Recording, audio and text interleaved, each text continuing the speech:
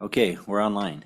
Welcome to your Joint Transportation Highways Military Affairs Committee meeting for, what is this, the 21st, I think?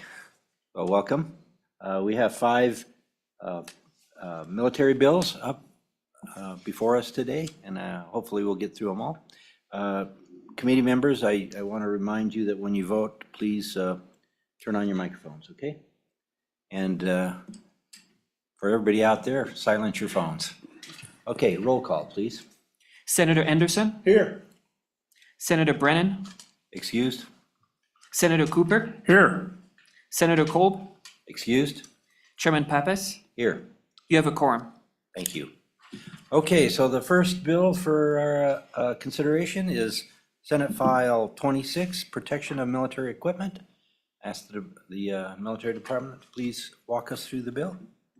Thank you, Mr. Chairman. For the record, my name is Major General Greg Porter, and I serve as the Adjutant General for the state of Wyoming. I thought what we'd very quickly do with the set of handouts that you have is just very quickly cover the problem we were trying to solve with this legislation. So Senator Anderson and Senator Cooper have a little bit of a background of what we were trying to do, and then we'll go right through the bill after that. I'd like to introduce our Senior Legal Advisor, Lieutenant Colonel Karen Hinkle, who's going to kind of walk us through this, and we'll get started. If there are no initial questions, I'll just turn it over to her, and we'll get rolling, Mr. Chair. Thank you.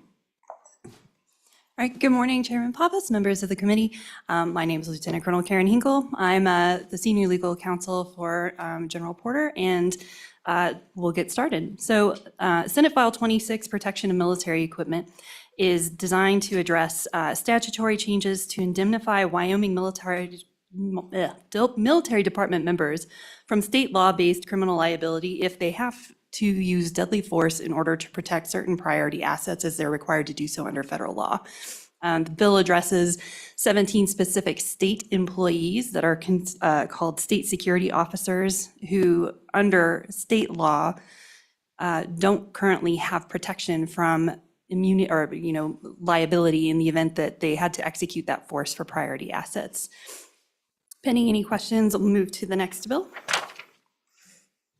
Senate File 27 is the Wyoming National Guard Member Referral Amendments. And so this is an existing program that was adopted a year or two back.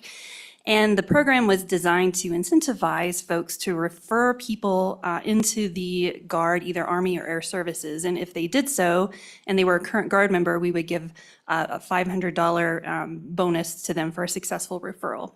The program has been successful, and so the intent is to look at expanding the people that would be eligible for that referral bonus to retirees and a number of other folks that have been listed out on this slide for you. Senate File 28, and I'm just going in numerical order here, not necessarily the order that we're going to talk about them today, but Senate File 28 is the ROTC Endowment Program. This was a bill initiated by Senator Boner with the desire to increase participation in the ROTC program at the University of Wyoming. Concern is that the participation has fallen over the past few years, and the intent would be that the funds raised by the endowment would be used to supplement the funding and provide either some financial aid to participants or provide additional programming or faculty positions. Senate File 29 is the Firearm Hold Agreement Limited Liability. The issue that here is, as you're probably well aware, is that suicide rates, particularly among the veteran community in Wyoming, is very high. And there are lots of initiatives to try to help curb the flow of suicide. Firearm access remains a challenge with regard to that. And so the intent of this would be to limit liability to someone who agrees to hold a firearm from someone who may be experiencing some mental health issues. And that would protect the person who voluntarily holds those firearms from liability in the event that they return the firearms to that person, and then that person then perhaps engaged in suicide. So it's to incentivize and reduce the risk for people to voluntarily accept that and hopefully help stem the tide of suicide in that track. Senate File 30 is Wyoming's investment in veterans' mental health. again, related to trying to curb the flow of suicide in this state. One of the other issues that's been identified is that there may be a shortage of mental health providers within Wyoming.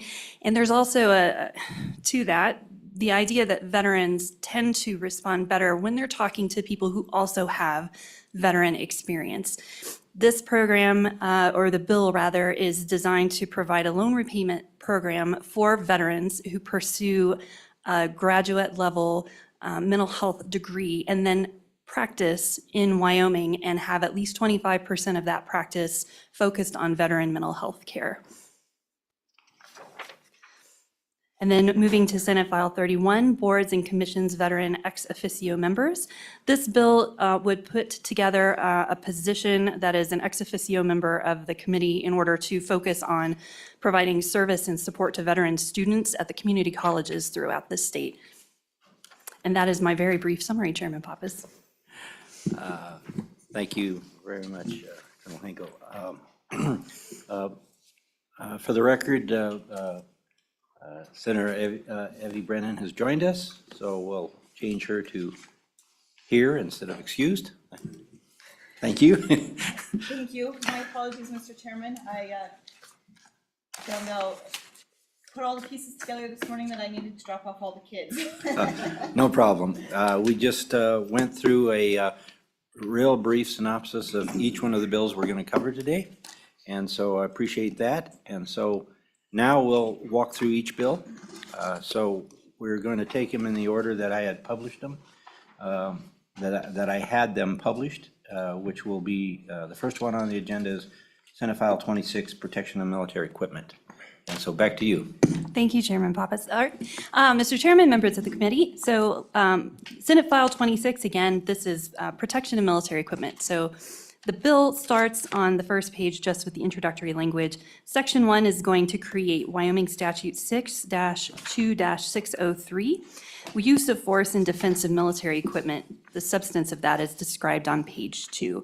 It defines a state security officer as a member of the armed forces of the Wyoming National Guard and active state service. And really, we're focusing here on state employees. Section 2 talks about creating a new paragraph within the existing statute 19-7-101A, and then amending 19-9-401C, the intro. The meat of this really gets into defining state security officer. So you see that at the bottom of page 2, and it's defined as a person employed by the military department whose primary duties include being armed and securing military assets controlled by the military department. This is referring to our state employees. On page 3, in 19-9-401, the amendments add in state security officer to the existing grant of personal liability exemptions. So they had just been missed previously, and the intent is just to add them back in so that they can execute their duties. Section 3 just makes the act effective as of July 1st, 2025. And then page 4 is the end of the bill, pending any questions. Okay, thank you very much. Committee, any questions for the department? Okay, thank you. Is there any public comment on this bill? Public comment? Seeing, and by the way, we have no one online today that has signed up, so I won't be asking for online comments because they're not out there. So, okay, so I'll close public comment. Committee, what is your pleasure on Senate File 26? Move the bill. Okay, it's been moved by Senator Anderson and seconded by Senator Cooper. Okay, discussion on the bill? Any, Mr. Chairman, yes, Senator Cooper. I think it's pretty straightforward. I'm surprised it's not already in statute somewhere, but it probably needs to be. Thank you, yes, as Colonel Hinkle said, they were just previously missed, so. Okay, well, no comments, no amendments, let's have a roll call. Please use your microphones for voting. Senator Anderson, Aye. Senator Brennan, Aye. Senator Cooper, Aye.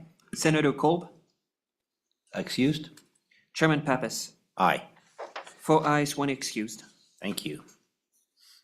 Mr. Chairman, Yes. I don't have Senate File 30, and I looked in this, in my other packet here, it doesn't have Senate File 30 either.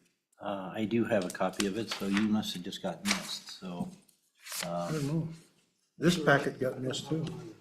Mr. Chairman, Senate File 30 is not on this. 30's the not list. on here. Yeah, Oh, yeah, 30's not been, oh, I thought somebody said something about 30. 31, Okay, 31 is on there, so. yeah, 31, yeah, Okay, so, okay. committee, anybody care to carry this one on the floor? What, Senator Brennan? Okay.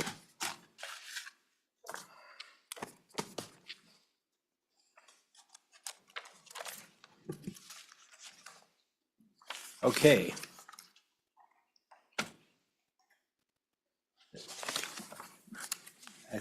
I see the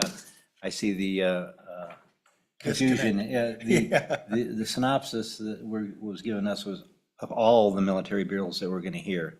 I chose to leave this one till next meeting. Okay, So that's All right. probably my fault, so.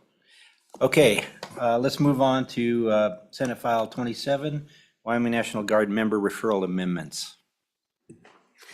Okay, Mr. Chairman, members of the committee, for Senate File 27, the first page really just goes through the introductory language, but we're focusing on amending 19-9-403. And on page 2, the amendments are clearly redlined for you. Really, we're just looking at adding that category of people that would be eligible to receive that referral bonus to include retired military service members, current employees of the military department, so that would include our state employees, and recruits beginning the enlistment process with the Wyoming National Guard. The caveat with our recruits is that they would not be eligible to actually receive it until their enlistment is complete. And then, let's see, moving to page 3, again, these are just some stipulations clarifying those provisions. We also have defined retired military service member there on, let's see, line 14 of page 3. And I think, if I remember correctly, we have a note in there that they had to have a particular service characterization, so that they would be eligible for that referral. Again, I think, pretty short and sweet amendments, but please do let me know if you have any questions.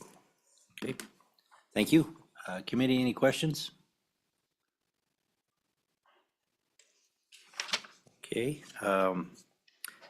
any amendments that you would like to, oh, wait, excuse me, public comment on this bill? Mr. Whitney, welcome. Mr. Chairman, Bill Winnie, Sublette County. I view this bill as important. We're probably going through a sea change in attitude, I guess you would call it, toward the military in the last few days. And I spoke up on a similar bill a year or two ago because side conversations are important with potential recruits, other military people, and what they convey of their experience and what can be looked forward to. I have a son that is in the Wyoming Guard and a daughter-in-law in the Wyoming Guard.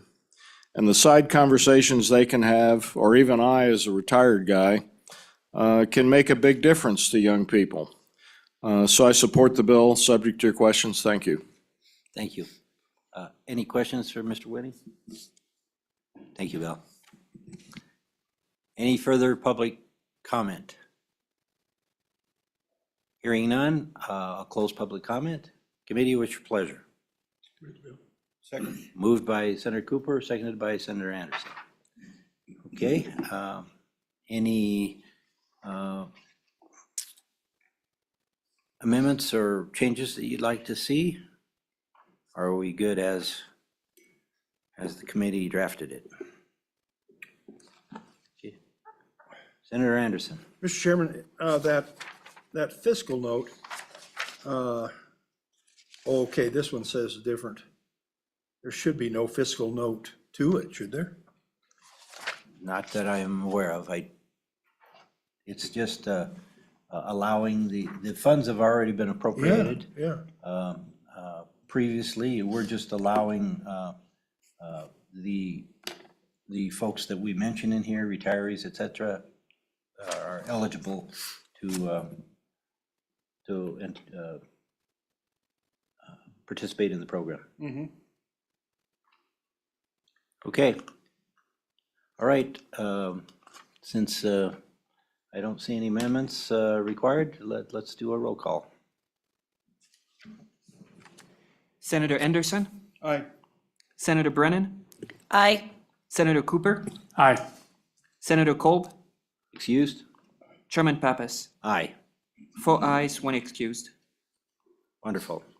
Okay, Senator Cooper will carry this on the floor. Thank you. Okay, folks, now we're on to Senate File 29, Firearm Hold Agreement, Limited Liability. Colonel Hinkle. Thank you, Mr. Chairman. Mr. Chairman, members of the committee, this bill would create a new statute, Wyoming Statute 1-3-120. Again, moving to page 2, we'll get into the meat of it. In the first paragraph, this statute would prohibit a cause of action arising against a person for returning a firearm to a firearm owner at the termination of a firearm hold agreement. In section B, this really gets into the meat of it, which is the immunity is intended to protect the person who voluntarily accepts that firearm in the event that the original owner, I apologize. This protects it unless it's a breach of contract or some other unlawful conduct. So that's not removing that particular cause of action. Paragraph C defines a firearm hold agreement as a either written or oral agreement between the owner and the person who voluntarily takes possession of that at the owner's request, and then stores it for some agreed upon period of time and then returns it to the person afterwards. Paragraph D contains an exclusion, so it would not apply to firearms or other weapons that are qualified under the National Firearms Act. And the intent, again, on page 3 is that this would become effective on July 1st, 2025. Pending any questions? Thank you, Lieutenant Colonel. Questions for Lieutenant Colonel Hinkle? No questions. Okay, I'll open this to public comment. Any public comment on this bill? Seeing none, we'll close public comment and we'll ask for your preference on the bill. Okay, Second. moved by Senator Brennan and seconded by Senator Anderson. I know there is an amendment that LSO drafted. I'll bring it to your attention. Basically, on line 1, we're needing to add some words right after providing. So it says, instead of providing liability, it's providing immunity from liability. So we're adding immunity from. Those were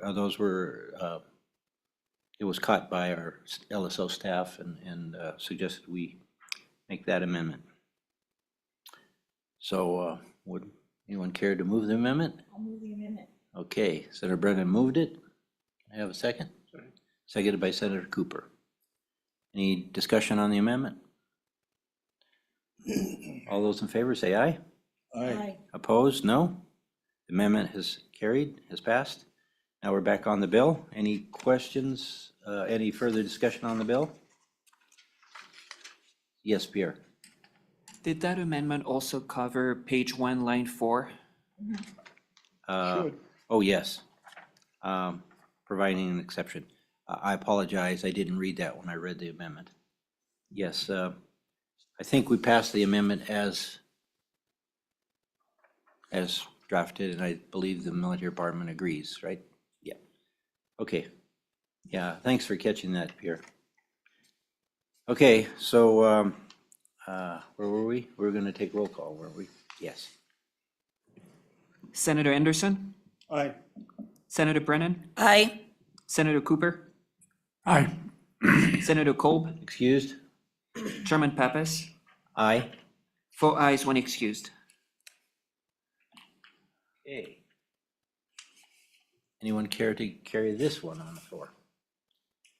Looks like you're up. You're next. Sure. Thank you.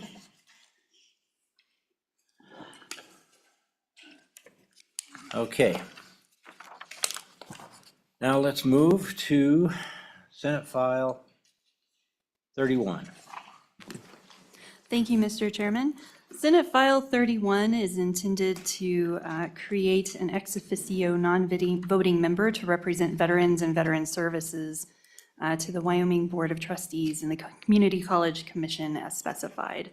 Under Section 1, you can see that this bill will create a new paragraph within 19-14-107C, and then we'll amend 21-17-207 and 21-18-201C. Moving to page 2, you can see that the Veterans Commission will be required to recommend members of the public representing veterans and veteran services to be appointed by the governor to the University Board of Trustees and the Community College Commission to serve as that ex officio non-voting member. Under 21-17-207, again, we're just sort of changing some language in there to allow for those members, and it would add in the director of the Wyoming Community College Commission. And then on page 3, that little subparagraph 2 in line 1, that's the language there for the ex officio veterans member. Under 21-18-201, again, you just see language in there to recognize that additional body under the Community College Commission. Pending any questions? Thank you. Questions, committee? Mr. Chairman, Senator Anderson. I can read this that it's one person appointed to both boards, or are you thinking it's different people appointed to boards? Our understanding, Senator Anderson, is that it is just one person who would be on both boards. Yes, Oh, sir. okay.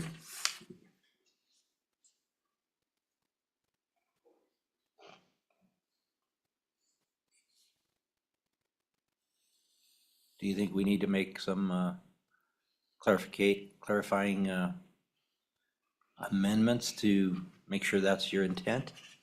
Mr. Chairman, because that second line says non-voting members who represent veterans and veteran services, it seems like it would say non-voting member who represents veterans and University of Wyoming College Commission. Since it's members, it's making it sound like it's more than one person. If I may, and apologies, I wasn't here this summer when we were discussing it. I think there may be an additional ex officio member that is being contemplated in the language. So as I was reading it, the director, and I might be speaking out of turn here, but I think there's additional members who are ex officio and not just the Veterans Service member. There are. Yeah, there are. Yeah, there are. Yeah. So I think members is correct. Okay. But if your intent is to have one member serve on both boards, do we need to say that? Or are you okay with two different members, one on each board? I mean, maybe it's okay either way. It would be up to the governor then, correct? Yes, sir. Mr. Chairman, you know, as I recall it, I thought it was one member for each board. One sits on the University of Wyoming, one sits on the Community College Commission. And so, as Senator Anderson pointed out, I think it's two different people, but yeah, but So, if you- if we leave it alone, the governor could decide with that person, if it's the same person, or if he wants to appoint two different people. yes, sir. So I think we're good enough, just Yeah, left that'd be alone. good. Okay, thank you for bringing that to our attention, Senator Anderson. Okay, any further questions? Okay, any, did I have public comment open yet? Not yet, yeah. Did you want to speak? Chris is pointing his finger at you. Mr. Chairman, Tim Shepard, Director of the Veterans Commission. Good morning, committee. Just that I support the bill, although my thought was that it was one individual who was basically kind of serving as a liaison between all of these different efforts to try to consolidate that and to get some unity of effort in what was going on.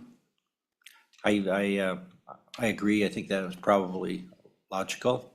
I think probably leaving it alone, leaving it up to the governor. I'm assuming you're going to be submitting the names to the governor anyhow. So you could recommend that it be the same person. Okay, thank you, Mr. Shepherd. Okay, any other department questions? No? Okay, we'll open to public comment.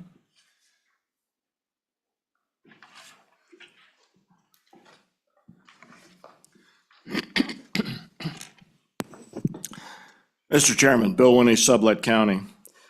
I'd like to offer you a slightly different perspective on why this is important. If you look at veterans, almost all of them went into the military right out of high school or very close to high school. And they went into a culture that is fundamentally different than the civilian world. And frankly, the civilian world, the day-to-day dishonesty of the civilian world that I had to learn when I retired in 2002 shocked me. I was kind of ready for it. I'd been in the Pentagon. I'd seen how our Congress works. And so I kind of understood what was going on. But you have heard General Porter speak to veterans and the veteran suicide rate and Wyoming's veteran suicide rate. And I offer you the thought that one of the reasons veterans get into that is they don't know how to cope with what I call the day-to-day dishonesty of the civilian world. And so the perspective that can be brought to these boards by having this ex officio member in the actions they take, I think is important. We have a program in the state today called V2V, or Veteran to Veterans Talking. I've gone to some of those meetings. And some of them just don't understand how to work in the civilian world. I also offer you the thought that member versus members, I think if you have more than one veteran in places, and maybe other places too, I'm aware of how the bill is structured, would be a good thing. So subject to your questions, Mr. Chairman, thank you. Thank you, Mr. Winnie. Any questions for Mr. Winnie? Appreciate it. Thank you. Any other further public comment? Okay, we'll close public comment. Committee, what's your pleasure? Move the bill. Moved by Senator Anderson, seconded by Senator Cooper. Okay, committee, any discussion on the bill? Any contemplated amendments?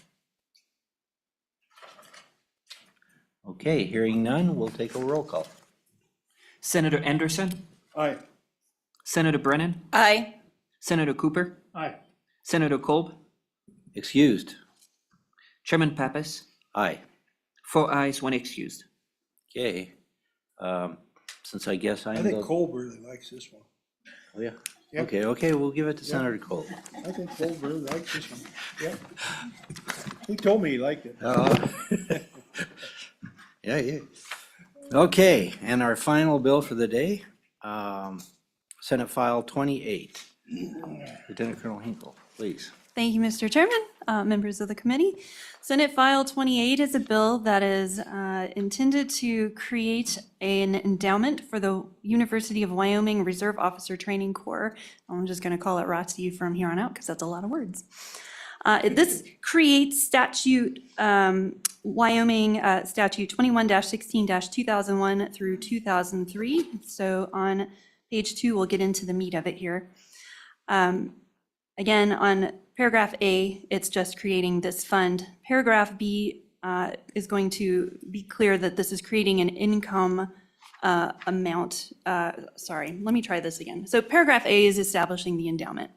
Paragraph B is going to establish an income account through the University of, for the University of Wyoming ROTC Corps.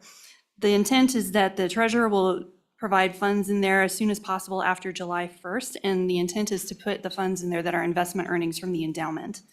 The income amount is everything in that account is available to be spent up to 100%. Anything that is not spent will then go back and be credited toward the endowment account. So it's sort of this nice continuous loop. And that goes as explained in paragraph C on page 3. Again, I think the mechanics of that really are on page 2 and 3. Page 3 gets into some responsibilities that the Board of Trustees have based on this. Under subparagraph 1 on page 3, the Board of Trustees is responsible for making sure that those funds are promptly dispersed.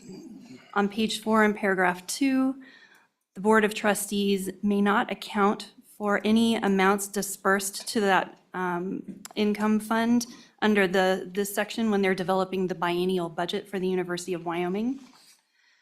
In paragraph 3, they are not authorized to decrease the budget for the ROTC program based on the additional funds from the endowment and income account. And then in paragraph 4, they're required to provide your committee with a yearly report on how that budget has been spent. I'm pending any questions before I move on to the next section, since this one's a little bit more complicated. Questions, committee? Okay. Proceed. On page 5, the changes under, or the addition of 21-16-2002 really gets into what they're going to use the funds for. And so as you can see in paragraphs under paragraph A, they're going to use it for academic programs, supporting military tactical laboratory programs, including field training, instructional resource materials, et cetera. On page 6 in paragraph 4, recruitment and retention of students, as well as in paragraph 5, the recruitment and retention of faculty members. And then the last provision there, subparagraph 6, is financial aid for students, which could include scholarships, grants, and tuition assistance. At the end of page 6 there in 21-16-2003, again, this is anticipating that, that report.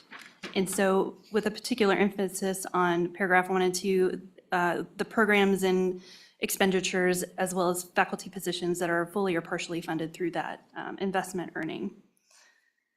Section 2 establishes a new paragraph X to Wyoming Statute 9-4-204U, and then amends 9-4-714A5, and gets into a lot more of the technical aspects of this with the state auditor. So on page 8, this is going into the appropriation aspect of it, and talking about the limitations of where things can move around. And then 9-4-714 really gets into some more of the definitions, and really the key provision there is just that you see on page 9, they've added the University of Wyoming Reserve Officer Training Corps Endowment Fund as one of the permanent funds established under 9-4-714. Pending any questions. Okay. Committee, any questions? Mr. Chairman. Senator Cooper. Thank you, Mr. Chairman. So who would supervise the distribution of these funds?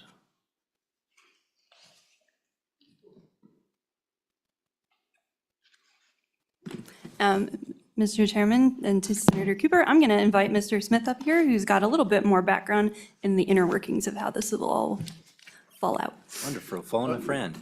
Okay.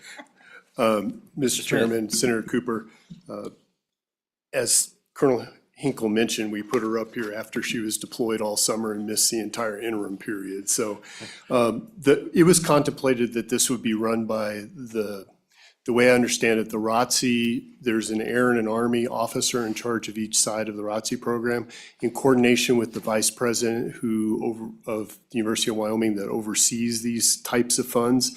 They would ask him for permission, and that's who would approve it. At the time, I thought it was Vice President Smith, but that's inner workings of UW I'm not that familiar with. But the idea was that UW would, since they have to report to the committee about its use in the future, that they would oversee the process, which apparently is what they do with most of these permanent special funds. Okay. Further questions? Senator Anderson? Mr. Chairman, somewhere I read that some instructor would be getting the money. Who exactly will this be distributed to? At first, I thought it was the ROTC members, but who exactly is the money going to? Mr. Chairman, Senator Anderson, if you'll excuse me for a minute, I got to find the provision. It's on page 5. There's a list of people who can be distributed. If you look at all the Romanettes under paragraph A, and on page 2, there's, what are there? There's 6 Romanettes that the money can go to any of those uses. Yes, Mr. Chairman, in answer to Senator Anderson's question, the money would not go directly to any instructor unless they were hiring an outside instructor to come and conduct field exercises or some kind of military-oriented exercise. It was not contemplated that any of the money, and I do not believe that in 21-16-202 on pages 5 and 6, that it says the money would go directly to any of the ROTC instructors themselves, except for use in these programs. So I see on page 6, under Romanet 5, is for the recruitment intention of faculty. Oh, I stand corrected.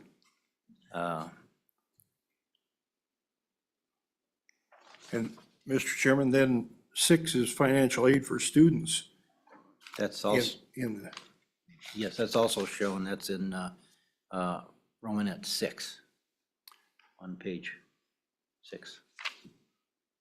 Yeah. so looks like it could go to faculty or students. I think there's multiple uses.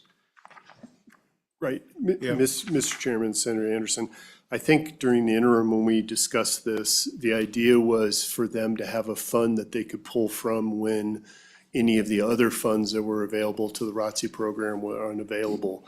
So when they talk about the recruitment and retention of faculty, we actually didn't really talk much about that during the interim.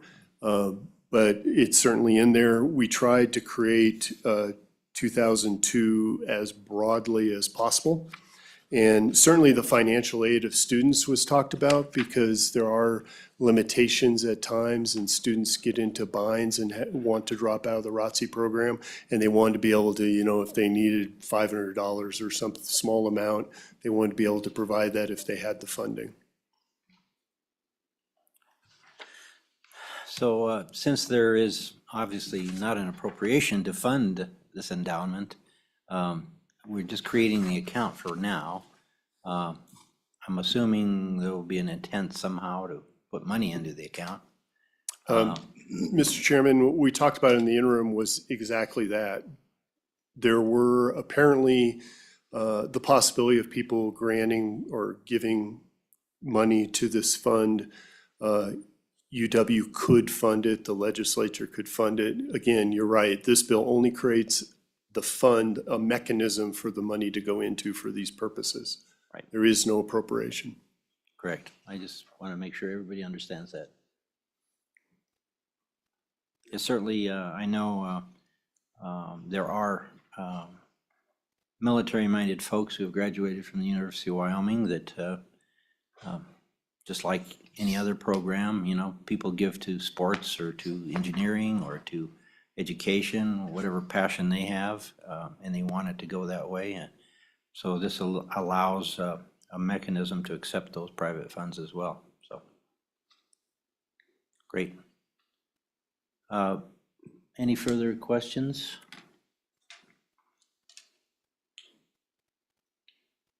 Mr. Chairman? Yeah. I'm still wondering about this. On page 7, line 13, the faculty positions partially funded is mentioned again. I'm not sure why that's mentioned again as just the faculty positions. I think was the accounting of the annual report. I don't know why it's just limited to the faculty positions. I think it's under the paragraph that requires a report, and it's just asking for reporting of that information. Yeah. Yeah, and I'm saying I understand that report, and it would be faculty positions, but we might also have student positions funded also, but it's just asking for faculty positions. Anyway, okay. Mr. Chairman, in trying to address where Senator Anderson's going, I think the idea was in Romanet 1 on line 7, that the report would go through each of the categories in 2002 and list the expenditures from the fund.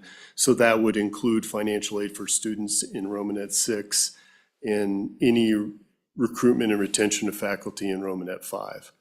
So why the Romanet 2 was added, faculty positions partially or fully funded through the investment earnings, I can't answer that. I just remember it was in there because it really would have been covered by 1 already, but. Mr. Chairman, if I may, this particular bill was covered in the interim, but it wasn't one brought forward by the Wyoming National Guard or the military department. The individuals that actually have a skin in this game aren't here today, so the team is struggling to try to get to what they were getting, but frankly, we don't have the in-depth knowledge of this particular bill. If the committee wanted to lay it back, I could certainly reach out to the ROTC instructors and see if they'd be present to talk about it, or we could maybe ask the previous past chairman to give more depth to it. But some of the intricacies of this, while we heard about it in the interim and sort of looked at it, is not something we brought forward. And the team's trying to do a great job of answering the questions, but the fact is they don't know a lot about the intent of this, if that helps. Yeah, and I agree with you, and I don't think we need to lay it back. I think we can go ahead and move it on to the floor, and I'll probably ask Senator Boner to. Yeah, there you go. I mean, he was a proponent of the bill, so we'll probably ask him to present it. Okay, any other questions of the department? Okay, I'll open it up for public comment. Any public comment? Mr. Winnie, welcome back. Mr. Chairman, Bill Winnie, I'm honored to be sitting in General Porter's chair. Mr. Chairman, one of the fundamental elements I had to learn along my way in command was you never know where the good ideas come from, and you got to be alert for them. And not so long ago, the chairman of the Joint Chiefs of Staff was a product of the ROTC program. I'm myself a product of the U.S. Naval Academy. My son that's in the National Guard here in Wyoming was 6 years in the Marine Corps, including 2 years or 2 tours in Iraq, and then through OCS into the Guard. And so you may have some details you need to work out just listening to the previous discussion, but I think this is important that we make sure that the ROTC program is strong and sound. And subject to your questions, thank you. Committee, any questions for Mr. Winnie? Thank you. Any further public comment? Okay, seeing none, I'll close public comment. Committee, what's your pleasure? Okay, it's been moved by Senator Anderson and seconded by Senator Brennan. Committee, any discussion? Mr. Chairman, Senator my Anderson. questions about that faculty and that are not a problem with the bill. I was just curious. I think we ought to move it ahead. And I was just curious as to why it was written like that. And I agree with you. Maybe Boner can explain that. Thank you. Okay. Committee, any possible changes or anything you want to see different in it? Nope. Okay, then let's take a roll call. Senator Anderson, Aye. Senator Brennan, Aye. Senator Cooper, Aye. Senator Kolb, Excused? Chairman Pappas, Aye. 4 ayes, 1 excused. Okay, well, that clears the desk up here. Too bad we didn't put the Senate File 30 and get all the military bills, but so we will we will plan on taking Senate File 30 next Thursday. And there is a bill from Senator Barlow and a bill from Senator Landon. I'll also notice those. And Mr. Chairman, is that Senate File 45, or is that a different bill, sir? there's Senate File 24. 24? Is, Pierre, do you have that list? Yep. I can bring it up here. Okay, it's Senate File 24, which is, yeah,